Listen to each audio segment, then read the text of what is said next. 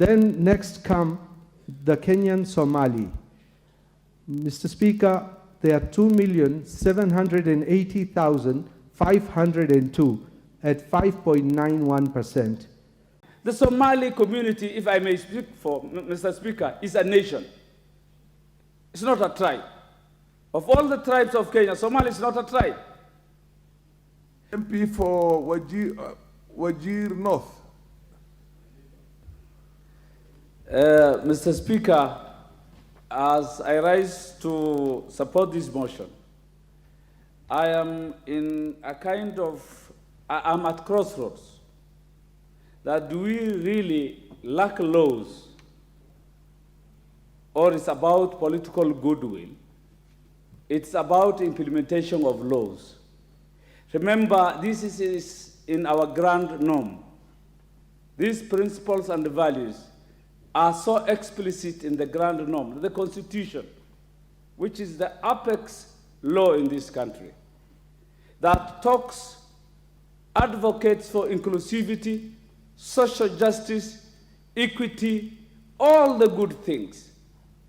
Is it mere English, or it meant something in the formation and the preparation of this Constitution?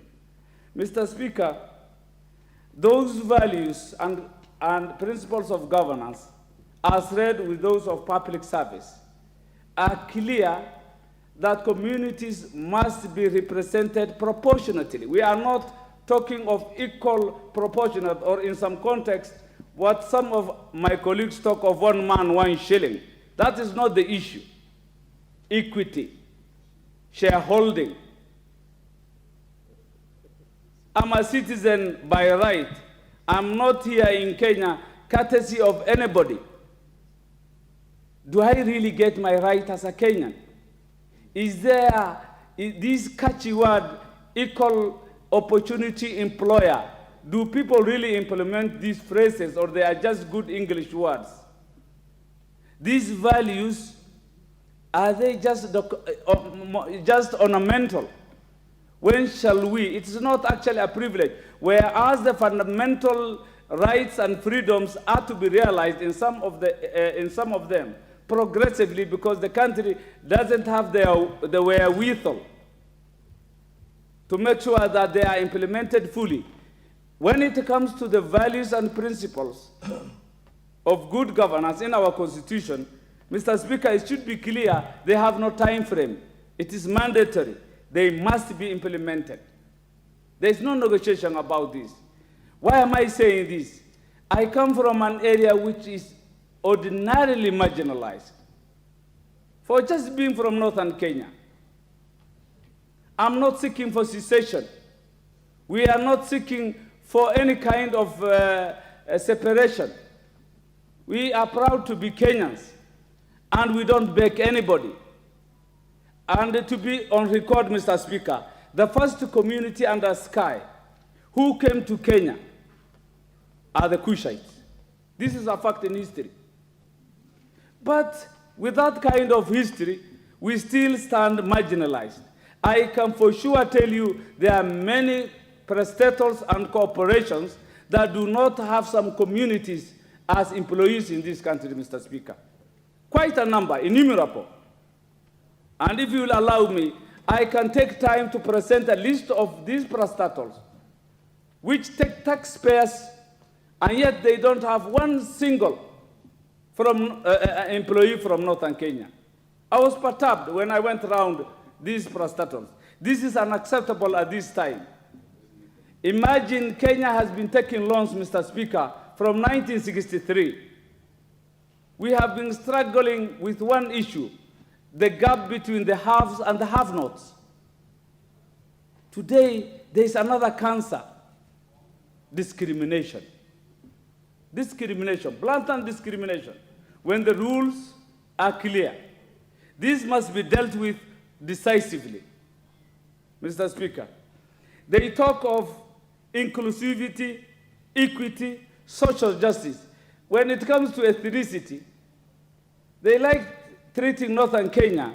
The Somali community, if I may speak for Mr. Speaker, is a nation.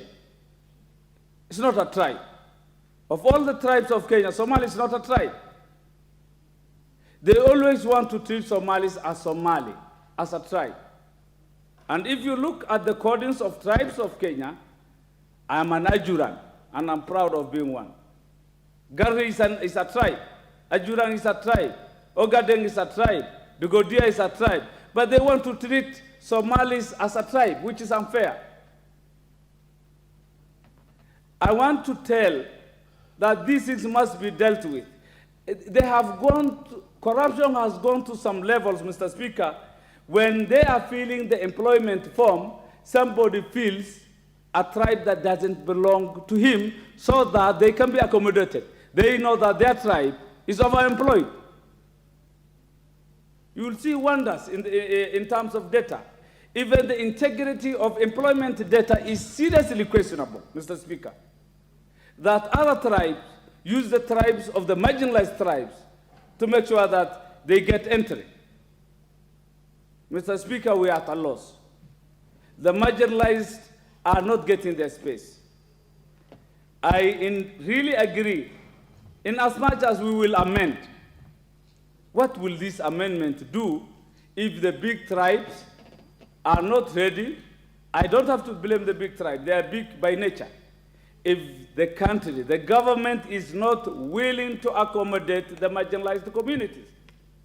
They have been getting loans since independence 1963.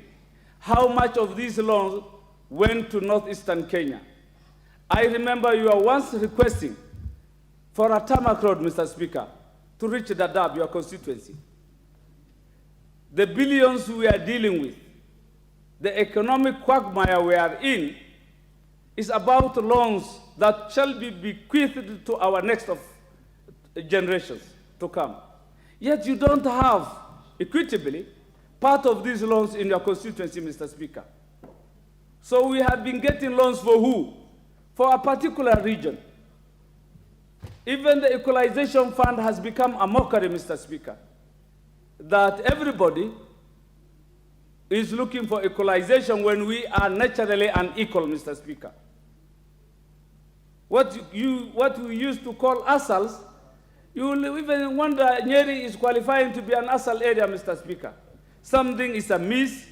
We are getting it wrong. It's like the marginalized are deeply getting marginalized, and something has to be done. Mr. Speaker, these reports that are presented to Parliament, in my view, are not authentic. They require forensic audit. Even the data is manipulated. The truth is farther than what is brought to Parliament. The bigger tribes have bigger proportions than what is on paper. So I beg, in as much as we amend, can we engage each and every parastatal and ministry to make sure that there is equity? I'm not asking for equality. When will Ajurans be given equal opportunity as they put in their adverts? I today speak for the Ajuran community. When will they be mainstreamed in the main public service, Mr. Speaker? We can no longer, I'm not under any colony.